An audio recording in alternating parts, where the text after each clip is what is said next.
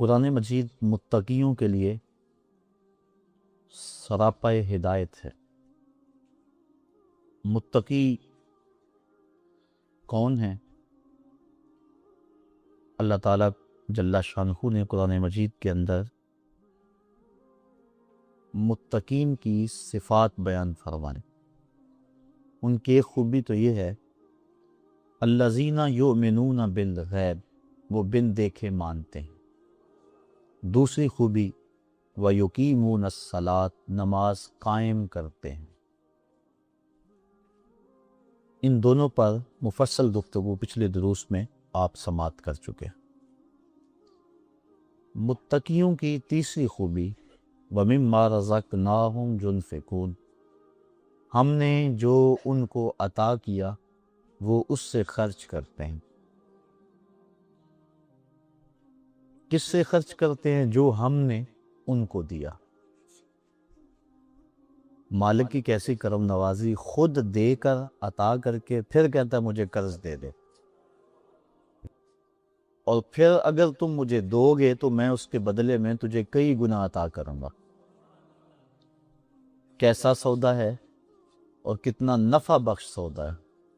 متقیوں کی یہ صفت بیان فرمائی گئی کہ وہ اللہ کی راہ میں خرچ کرتے ہیں اس کے دیے ہوئے سے۔ قاضی بیضاوی رحمۃ اللہ تعالیٰ علیہ فرماتے ہیں کہ یہاں صرف مال ہی مراد نہیں ہے، راہ خدا میں صرف مال خرچ کرنا ہی مراد نہیں، بلکہ جو بھی انہیں دیا گیا، وہ علم ہے تو علم بانٹتے ہیں، وہ روحانیت ہے تو روح کا نور بانٹتے ہیں، جو صلاحیتیں ان کو دی گئیں اس کو راہ خدا میں خیرات کرتے ہیں، لٹا دیتے ہیں۔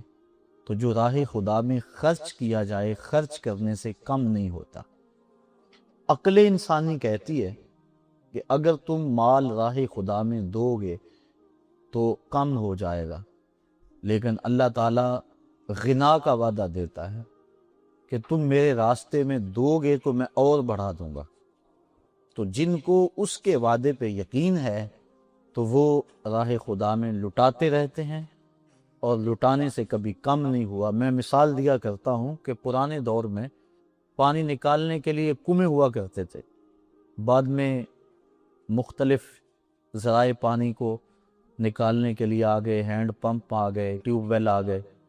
اب وہ جو پرانے کنویں تھے ان کو کسی نے بند نہیں دیا، لیکن آج اگر کہیں جا کے کوئی کنواں پرانا موجود ہو کسی بستی میں، آپ جا کے دیکھ لیں، ایک تو ان کا پانی بہت گہرا ہے، دوسرا اگر نکالو گے تو متعفن اور بدبودار ہے۔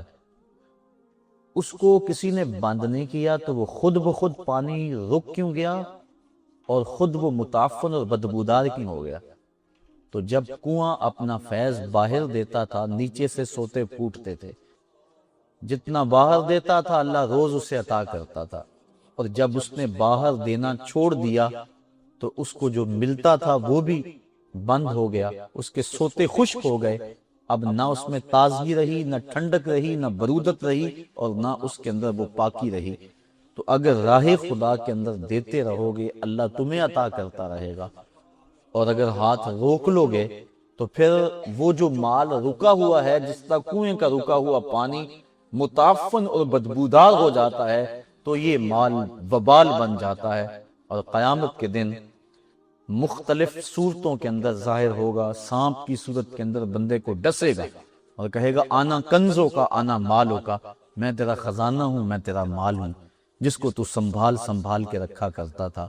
تو کتنے خوش نصیب وہ ہیں جو اپنے مال کو راہ خدا میں غریبوں پر، مسکینوں پر، بیواؤں اور یتیموں پر، دکھیوں اور بیماروں پر، مساجد پر، مدارس دینیہ پر، رفاع عامہ کے کاموں پر، اپنے دکھی بہن بھائیوں کی مدد کے لیے اپنے مال کو خرچ کرتا ہے۔ اللہ تعالیٰ جل شانہ نے اس کے لیے کتنی برکتیں اور رحمتیں رکھی ہیں، اور جب دیا ہوا ہی اسی کا ہے، اپنا تو کچھ تھا ہی نہیں۔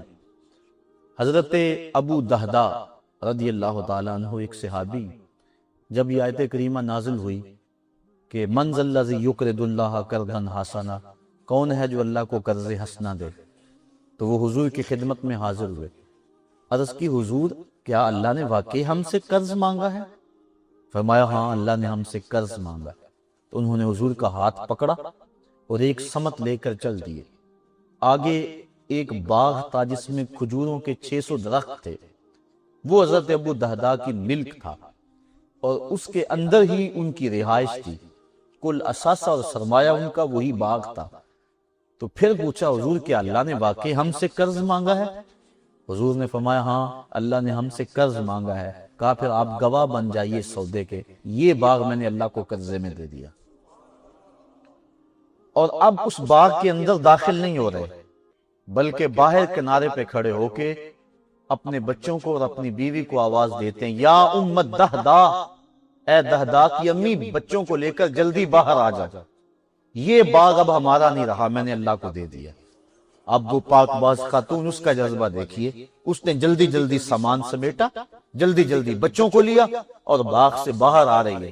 یہ نہیں کہتی کہ ابو دہدا تم نے کیا کیا، یہی تو ہمارا کل سرمایہ تھا، ہم کہاں جائیں گے، بلکہ اس کے لبوں کے اوپر یہ لفظ تھے، رابحہ بیعو کا یا ابا دہدا، رابحہ بیعو کا یا ابا دہدا، دہدا کہ ابو تو نے بڑا نفع والا سودا کر لیا ہے، تو نے بڑا نفع والا سودا کر لیا ہے۔ تو یہ اہل تقوی کی صفت ہے کہ وہ راہ خدا میں خرچ کرتے ہیں، اور راہ خدا میں خرچ کر کے اگر خوشی ہو تو یہ علامت ہے تقوی کی۔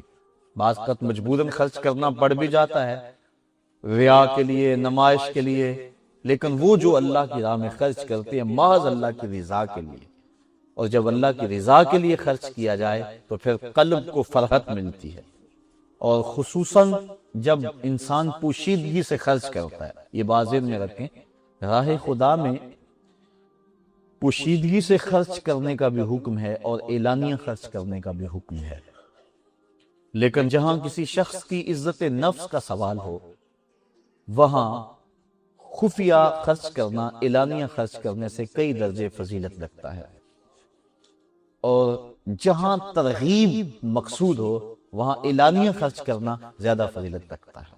مثال کے طور پہ کسی ادارے کے لیے، مسجد کے لیے، یا کسی ایسے شخص کے لیے جس کا نام سامنے نہ ہو، اگر فنڈ مانگا جائے اور ہزاروں لوگ بیٹھے ہوں تو ایک بندہ اس نیت سے کہ میں دوں گا اور مجھے دیکھ کر دوسرے بھی ترغیباً دیں گے، تو پھر اس کی نیت ریا کی نہیں ہے، اس کی نیت لوگوں کو ترغیب کی ہے۔ اور حضور علیہ السلام نے غزوے کے لیے، ایک جہاد کے لیے فنڈ مانگا تو ایک صاحب اٹھے اور انہوں نے حضور کی بارگاہ میں اپنی استطاعت کے مطابق مال پیش کیا۔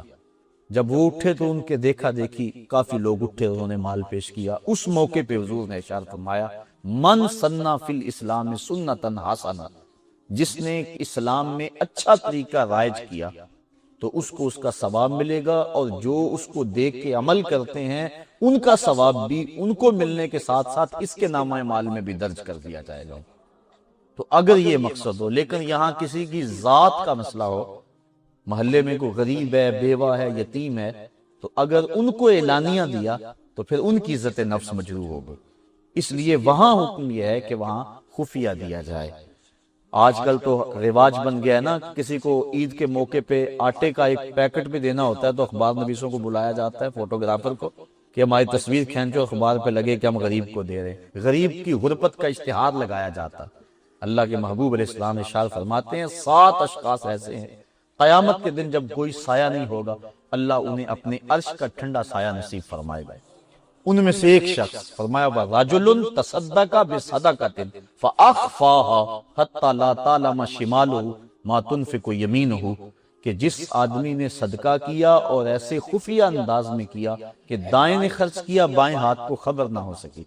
فرمایا قیامت کے دن جب دھوپ کڑک رہی ہوگی اور کسی کو کوئی سایہ نہیں ملے گا، ان 7 اشخاص میں سے ایک یہ شخص بھی ہے جس کو اللہ اپنے عرش کا ٹھنڈا سایہ نصیب فرمائے۔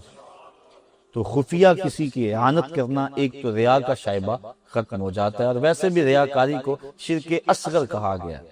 اللہ تعالیٰ قیامت کے دن ریاکار جب اپنے عمل کو پیش کریں گے، مالک میں نے فلاں عمل کیا، تو اللہ ارشاد فرمائے گا تم نے میرے لیے تو کیا ہی نہیں تھا، تم نے تو لوگوں کے دکھاوے کے لیے کیا تھا، ان سے داد لینے کے لیے کیا تھا، وہ تجھے مل گئی، جس لیے کیا تھا وہ تجھے حاصل ہو گیا، اب میرے پاس تیرا اجر تو نہیں ہے۔ تو آج ہمارا رواج ہو گیا کہ ہم مسجد میں پنکھا بھی لگوائیں تو تینوں پروں پہ اپنا نام ضرور لکھواتے ہیں، برائے صالح ثواب فلاں صاحب۔ اللہ کو نہیں پتا کس کے لیے دیا جا رہا ہے، ضرور لکھ کے لگانا ہے۔ باہر واٹر کولر نصب کرائیں تو اس کے اوپر نام ضرور لکھواتے ہیں کہ فلاں کی جانب سے صالح ثواب ہے۔ اللہ کو نہیں پتا کس کی نیت کی ہوئی ہے، یہ اللہ نیتوں کو جانتا ہے۔ تو اگر ترغیباً کسی کی نیت ہو تو پھر اس پہ اعتراض نہیں ہوگا، لیکن اگر اس لیے کہ لوگ کہیں کہ فلاں نے کیا ہوا ہے تو یہ ریا بن جاتا ہے، اور ریا کو شرک اصغر کہا گیا ہے، اور اس سے بچنے کی تاکید ارشاد فرمائی گئی ہے۔ تو وہ جو اللہ کی راہ میں خرچ کرتے ہیں متقیوں کی، یہ تیسری صفت بیان فرمائی گئی۔ دوسری صفت نماز دی، بدنی عبادت، اور راہ خدا میں خرچ کرنا یہ مالی عبادت ہے۔ تو وہ بدنی عبادت بھی کرتے ہیں، مالی عبادت بھی کرتے ہیں۔ بعض اوقات انسان 100 نفل سے پڑھنے کا کہا جائے تو ساری رات پڑھتا رہتا ہے، لیکن اس کو مالی قربانی دینے کا کہا جائے تو اس کے لیے وہ ہچکچاہٹ محسوس کرتا ہے۔ شب رات کی ساری رات جاگتا ہے، شب قدر کی ساری رات جاگتا ہے، اور کروڑوں اربوں خربوں ہونے کے باوجود راہ خدا میں لٹانے سے گریز کرتا ہے۔ محبت زر اس کے سینے میں پیدا ہو چکی ہوتی ہے۔ تو یہ جو قربانی ہے مال کی، یہ بھی انسان کے نفس کے اوپر شاک ہے، اس لیے تقوی اسے نصیب تب ہوگا جب اس کے سینے میں حب دنیا، حب دولت نہیں ہوگی۔ حضرت امام ابو نعیم الاصفہانی 4 صدی کے مجدد بھی ہیں اور محدث بھی، وہ تو بڑا سخت فتویٰ دیتے ہیں، فرماتے ہیں من نظر الی الدنیا نظر الحب اخرج اللہ تعالی من قلبہ نور الیقین والزہد۔ جس نے دنیا کو محبت کی نظر سے دیکھا، اللہ اس کے دل سے زہد اور تقوی کے نور کو کھینچ لیتا ہے۔ تو جس کا اڑنا بچھونا ہی دنیا بن جائے، جو شب و روز رہے ہی اسی ادھیڑ بن میں، 2 اور 2 4 کے چکر میں بس ہم ہر وقت پڑے رہتے ہیں، اللہ کے دیے پہ راضی نہیں رہتے، اس کو دینا تو دور کی بات، اس کی راہ میں۔ آج کل بڑا مسئلہ چل رہا ہے کہ پیسے ڈبل ہو رہے ہیں، اور ہر بندہ اس بات سے کہ یہ کتنا شدید ترین گناہ ہے، سود کا 1 درہم 70 مرتبہ زنا کرنے سے بھی بدتر ہے، لیکن ہم نے کبھی اس کی پرواہ نہیں کی، بس مال ڈبل ہو جانا چاہیے، اور شب و روز اس کے لیے۔ حالانکہ فرمایا سود دینے والا، سود لینے والا، سود لکھنے والا، سود کی رقم میں گواہ بننے والا سب برابر ہے۔ تو آج جس طرح سے ہم دولت کی خواہش کے اندر پگھل رہے ہیں، اور شب و روز ایک کیا ہوا ہے، اور ہمیں یہ یاد ہی نہیں ہے کہ ہم نے اللہ کے حضور بھی پیش ہونا ہے، تو پھر راہ خدا میں دینے کا جذبہ کیسے پیدا ہوگا؟ حضرت اقبال کہتے ہیں دولت کی جو محبت ہے، زکوٰۃ اس کو تلخ کر دیتی ہے، اس کو جلا کے خاکستر کر دیتی ہے۔ راہ خدا میں جو دینے کی ترغیب ہے، اس سے جو محبت ہوتی ہے دولت کی دل میں پیدا ہونے لگتی ہے، اس میں کمی آتی ہے اور وہ ختم ہوتی ہے۔ اس لیے تقوی تبھی نصیب ہوگا کہ جب انسان راہ خدا میں خرچ کرے گا، اور اگر وہ جوڑ جوڑ کے رکھے گا تو یہ توکل کے خلاف ہے۔ بزرگ فرماتے ہیں کہ مال را طمع مکن، مال کی طمع نہ کرنا، بس اس کے لکھے پہ راضی رہو، طمع نہ کرنا، اور اگر تمہیں ملے تو پھر اس کو منع نہ کرنا، اور اگر لے لو تو پھر اس کو جمع نہ کرنا، نہ طمع کرنا، نہ منع کرنا، نہ جمع کرنا۔ اور دیکھیے اللہ کی توفیق سے ہی آسودگیاں ملتی ہیں۔ قارون کے پاس کتنا سرمایہ تھا، لیکن آج وہ زمین میں دھنستا چلا جا رہا ہے۔ اس لیے دعا بارگاہ عزتی میں مانگا کرو کہ اللہ دولت عثمان عطا کرے، دولت قارون سے محفوظ رکھے۔ اس دور کے مسئلے تو ہیں، آج تو جس کے پاس پیسہ نہیں، معاشرہ اسے عزت کی نظر سے نہیں دیکھتا۔ یہ جس دور سے ہم گزر رہے ہیں، اگر کسی کی بیٹیاں جوان ہیں گھر میں، خوبصورت ہیں، خوبصیرت ہیں، با کردار ہیں، پڑھی لکھی ہیں، لیکن دولت نہیں ہے، تو اس کا رشتہ قبول کرنے کے لیے کوئی تیار نہیں ہے۔ یہ ہمارے معاشرے کا دکھ ہے، یہ ہمارے معاشرے کے وہ رشتے ہوئے زخم ہیں جو میں آپ کے سامنے رکھ رہا ہوں۔ آج معیار دولت بن گئی ہوئی ہے، انسانیت کیا ہے، انسانی شرف کیا ہے، اس سے ہمیں غرض نہیں ہے۔ اس لیے دھوڑ لگی ہوئی ہے، تو جب عزت ملتی یہاں سے ہے، پیر صاحب بھی دولت سے راضی ہوتے ہیں، مولوی صاحب بھی دولت سے راضی ہوں گے، اولاد بھی دولت سے راضی، بیوی بھی دولت سے راضی، ہر شے دولت سے ہی حاصل ہوتی ہے، تو پھر دھوڑ لگ گئی اور اچھے برے کی تمیز ختم ہو گئی، اور دولت ہی معیار شرافت قرار پایا۔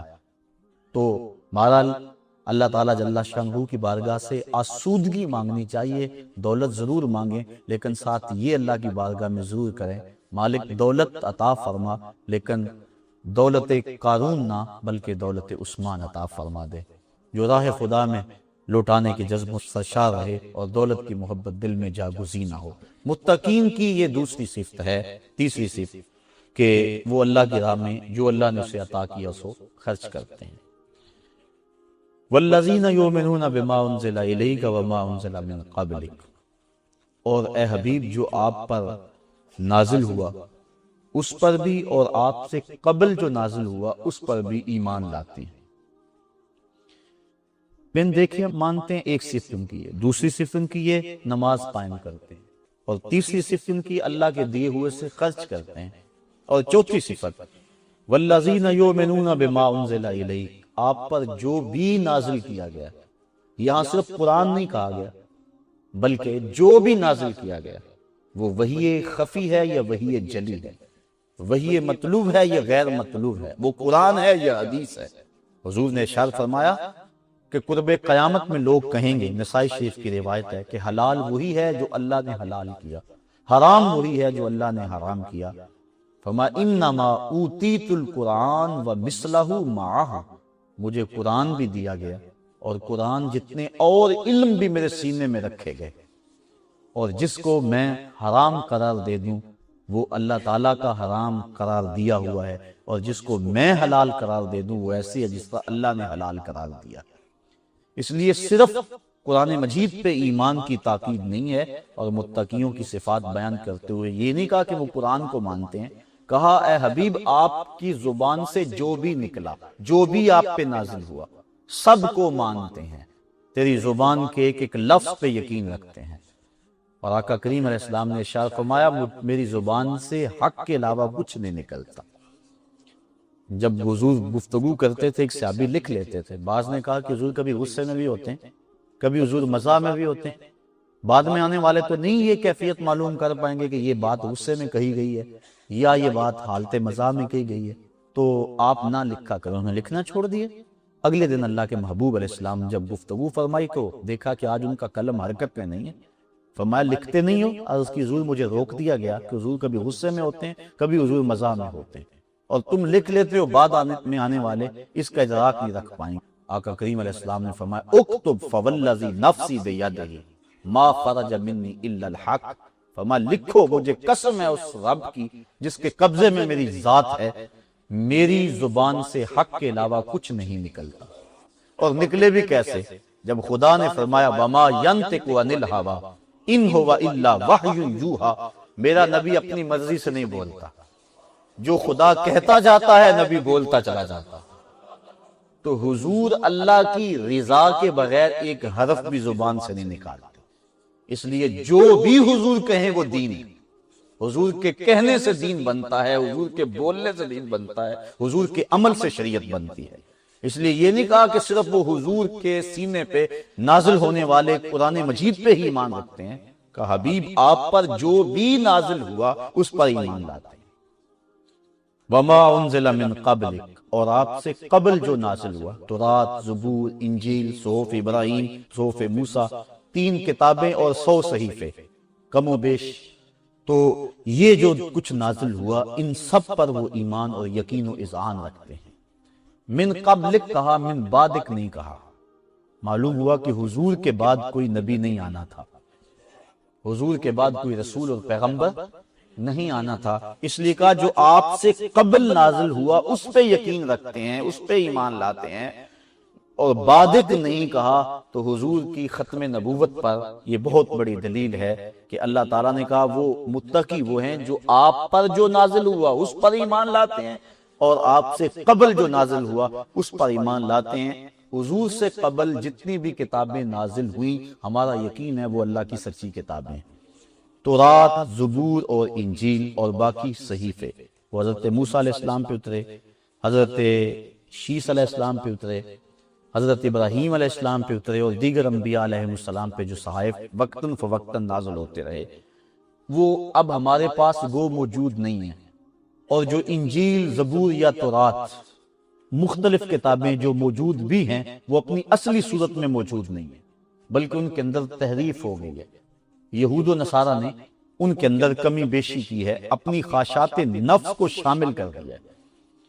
اللہ کی وہ سچی کتابیں تھیں لیکن انہوں نے اپنی خواہشات کو گھسیڑ دیا اس کے اندر اور اس کی آیات کے اندر تبدیلی کی۔ بالخصوص ان کے اندر جو حضور کی عظمتیں تھیں، یہود نے بغض کی وجہ سے ان آیات کو تورات سے نکال دیا جس میں حضور کی عظمتیں اور حضور کی شانیں بیان ہیں۔ اس طرح نصارہ نے بھی انجیل کے اندر جو حضور کی عظمتیں تھیں ان کو نکالنے کی کوشش کی، لیکن اس کے باوجود بھی کچھ چیزیں اب بھی ان کتب میں موجود ہیں جو حضور کی عظمت کی گواہی دیتی۔ ہمارا یقین ہے کہ ان کتابوں میں جو بھی اللہ کا کلام ہے اور اس سے جو نکال دیا گیا سب پہ ہم یقین رکھتے ہیں۔ ایمان ہمارا ہے لیکن عمل ہمارا صرف قرآن پہ ہوگا۔ ہمارے لیے اسلام ما قبل جملہ دیان کا ناسخ اور قرآن جملہ کتب کا ناسخ، اس لیے ان کو سچا ماننے کے باوجود ہمارا عمل قرآن مجید پہ ہوگا۔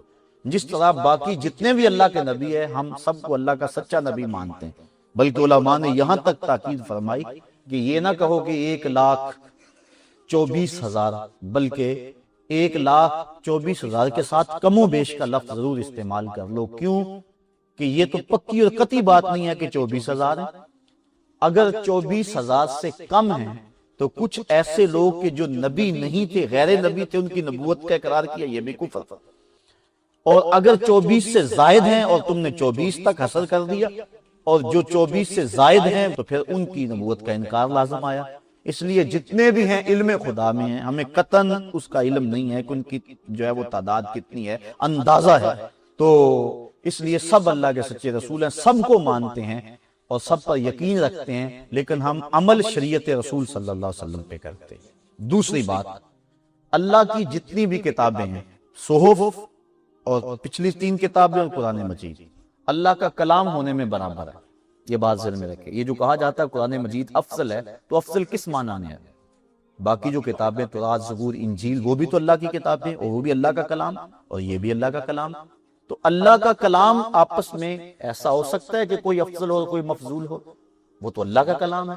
تو جو افضل کہا جاتا ہے وہ اس معنی کے اندر ہے کہ اس کی تلاوت کرنے سے ثواب زیادہ ہوتا ہے، ورنہ اللہ تعالیٰ کا کلام نفس کلام ہونے میں سارا برابر ہے، وہ قرآن مجید میں ہو یا دیگر پچھلی کتابوں کے اندر، چونکہ کلام تو اس کا ہے، لہٰذا اس میں فرق نہیں ہوگا، نفس کلام میں وہ برابر ہے، لیکن ثواب زیادہ ہوتا ہے۔ اس اعتبار سے ہم کہتے ہیں کہ یہ قرآن مجید افضل ہے۔ جس طرح قرآن مجید کی بعض صورتوں کو بعض صورتوں سے افضل کہا جاتا ہے، سورہ یاسین کو فضیلت والی صورت کہا جاتا ہے، سورہ اخلاص ثلث سے قرآن کا ثواب ملتا ہے اس لیے اس کو فضیلت والی صورت کہا جاتا ہے۔ اس طرح مختلف صورتیں، سورۃ الکوثر ہے جن کی فضیلت احادیث کے اندر موجود ہے، تو وہ اس معنی کے اندر ہے کہ ان کے پڑھنے سے ثواب زیادہ ہوتا ہے تو سارا قرآن اللہ کا کلام۔ اسی طرح ساری کتابیں اللہ کا کلام، لیکن فضیلت جو ہے وہ قرآن مجید کو اس معنی کے اندر ہے کہ اس کی تلاوت کرنے سے وہ زیادہ ثواب نصیب ہوتا ہے۔ نفس کلام ہونے میں ساری کتابیں اللہ کی برابر ہیں اور ہم اس بات پہ یقین رکھتے ہیں۔ جس طرح ہم نبیوں کو ماننے کے بارے میں کہتے ہیں لا نفرق، ہم رسولوں میں سے کسی میں تفریق نہیں کرتے، تو وہاں بھی ماننے میں ہے کہ نفس ایمان میں کسی میں ہم تفریق نہیں کرتے، یعنی جس طرح حضور کو اللہ کا نبی مانتے ہیں، اس سے قبل جتنے بھی نبی ہوئے ہیں ان کو ماننے کا یقین بھی ایسے ہی ہے جس طرح حضور کو ماننے کا یقین ہے، یعنی اس میں ادنا بھی فرق نہیں ہے کہ کسی کو کم مانتے ہوں یا کسی کو زیادہ مانتے ہوں، ماننے میں ہم تفریق نہیں کرتے۔ آگے ان کی عظمتیں اور ان کی شانیں وہ قرآن نے بیان کر دی کہ تلک الرسل فضلنا بعضهم على بعض منهم من کلم اللہ ورفع بعضهم درجات۔ اللہ اکبر، کہا کہ یہ رسول ہم نے ایک دوسرے کو ایک دوسرے پہ فضیلت دی، کچھ تو ایسے ہیں کہ جن سے اللہ نے کلام کیا اور کچھ ایسے ہیں جو فضیلتوں میں سب سے آگے بڑھ گئے۔ تو اللہ کی تمام کتابوں پہ یقین رکھتے ہیں جو حضور سے قبل نازل ہوئے، یہ متقیوں کی صفت ہو۔ وما انزل من قبلک، حبیب جو آپ سے پہلے کتابیں نازل ہوئیں، پہلے جو کچھ نازل ہوا، من بعدک نہیں کہا گیا۔ اب ایک اور سوال، اور وہ یہ کہ پچھلی کتابیں تورات ہے، زبور ہے یا انجیل، سب اللہ کی کتابیں ہیں، اللہ نے ان کی حفاظت اپنے ذمہ کرم پہ نہیں لی، اور قرآن مجید کی حفاظت اپنے ذمہ کرم پہ لی کیوں؟ آخر وہ بھی تو اللہ کی کتابیں تھیں، وہ بھی تو اس کا مقدس کلام تھا، وہ بھی تو اسی نے نازل کیا، تو اس کی حفاظت اللہ تعالیٰ نے کیوں فرمائی اور قرآن مجید کی کیوں نہ فرمائی، اور اس کی حفاظت اللہ تعالیٰ نے کیوں فرمائی؟ ان کے اندر تحریف را پا گئی، لیکن قرآن مجید کے اندر تحریف را نہیں پا سکتی، کوئی اس کے ایک حرف کو بھی نہیں بدل سکتا۔ آخر اس کی وجہ کیا؟ اس کی من جملہ وجوہات میں سے ایک وجہ یہ کہ اگر پچھلی کتابیں جتنی بھی آئی ہیں اور صحف جو آئے ہیں ان میں اگر امت تبدیلی کر لیتی ہے، تحریف کر لیتی ہے، تو کوئی بات نہیں، اس کی جگہ نئی کتاب آنے والی ہے، نئی شریعت آنے والی ہے، نیا نبی پیغام حق لے کر آنے والا ہے۔ اگر تبدیلی کر لیتی ہے تو اس کا مداوع موجود ہے، لیکن قرآن مجید کے بعد تو کوئی کتاب نہیں آنی تھی، اور قیامت تک کے لیے یہی ضابطہ حیات رہنا تھا۔ اس لیے اللہ تعالیٰ نے ضمانت دی کہ تم قیامت تک اس پہ عمل کرتے رہو، اس کتاب میں کوئی تبدیلی لا ہی نہیں سکتا ہے۔ یہ ختم نبوت کی یہ بھی ایک دلیل جو قرآن مجید کو غیر متغیر کہا گیا۔ حضور نبی رحمت صلی اللہ علیہ وآلہ وسلم کی حفاظت اللہ نے اپنے ذمہ کرم پہ لی۔ اللہ تعالیٰ نے کہا واللہ یعصمک من الناس، اے محبوب تیری حفاظت ہم کریں گے۔ 70 انبیاء علیہ السلام کو بنی اسرائیل نے قتل کر دیا، شہید کر دیا۔ کتنی سخت زیادتی کی، اللہ کے نبی لیکن شہید کر دیے گئے۔ حضور علیہ السلام کی حفاظت اللہ نے اپنے ذمہ کرم پہ لے کہ محبوب نہیں، تمہاری حفاظت ہمارے ذمہ کرم پہ ہے۔ اللہ اکبر۔ اور پھر جس کی حفاظت اللہ کے ذمہ کرم پہ ہو، فانوس بن کے جس کی حفاظت ہوا کرے، وہ شمع کیا بجھے جسے روشن خدا کرے، تو کیسے اس چراغ کو بجھایا جا سکتا ہے؟ تو پچھلے انبیاء علیہ السلام کی حفاظت کا اس طرح ذمہ اللہ تعالیٰ نے کیوں نہ لیا اور حضور کا کیوں لیا؟ اس کی بھی یہی وجہ ختم نبوت کی دلیل ہے کہ پہلے انبیاء علیہ السلام اللہ کے دین کی تکمیل کے لیے اور دین کی تبلیغ کے لیے آئے تھے، اور اگر کوئی نبی شہید ہو جاتا ہے تو اس کی جگہ دوسرا نبی آ کے اس مشن کو آگے بڑھائے گا۔ اب حضور کے بعد تو کوئی نبی آنے والا نہیں ہے، اس لیے اللہ نے اپنے محبوب کی حفاظت، جس طرح قرآن کی حفاظت اپنے ذمہ کرم پہ لی، اپنے محبوب کی حفاظت بھی اپنے ذمہ کرم پہ لی کہ اے محبوب آندھیاں چلیں، طوفان آئیں، جو مرضی ہو، تیرا کوئی بال بھی بیکا نہیں کر سکتا، اس لیے کہ تجھ سے دین کی تکمیل ہونی ہے اور میری توحید کا غلغلہ اور چرچا ہونا ہے پوری کائنات کے اندر، اس لیے میں تیری حفاظت اپنے ذمہ کرم پہ لیتا ہوں۔ یہاں ایک اور حساس مسئلہ عرض کر کے آج کی گفتگو کو ختم کرنا چاہوں گا، چونکہ یہ بات ختم نبوت پہ آ گئی ہے اور یہ ساری باتیں آپ سمجھ رہے ہیں، اور یہ بات آخری عرض کر کے میں آپ سے اجازت چاہوں۔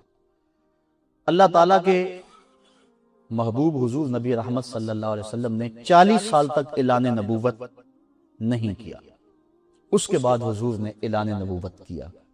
حضور سے قبل جو انبیاء علیہ السلام آئے، حضرت عیسیٰ علیہ السلام نے آغوش مادر میں کہہ دیا انی عبد اللہ آتانی الکتاب وجعلنی نبیہ، میں اللہ کا بندہ ہوں، اللہ نے مجھ کو کتاب بھی دی ہے اور نبی بنا کر مبعوث کیا۔ تو ماں کی آغوش میں کہہ رہے حضرت عیسیٰ علیہ السلام، اور حضرت عیسیٰ علیہ السلام کے بارے میں ہمارا عقیدہ کیا ہے کہ آپ آسمان کی طرف اٹھا لیے گئے ہیں، آپ وما قتلوہ وما صلبوہ، نہ سولی چڑھائے گئے اور نہ قتل کیے گئے، قرآن نے بتایا، بلکہ اللہ تعالیٰ نے آسمان پہ اٹھا لیا۔ قرب قیامت میں حضرت عیسیٰ علیہ السلام تشریف لائیں گے، شادی فرمائیں گے، اولاد ہوگی، یہودی اور عیسائیوں کے ساتھ جنگ کریں گے،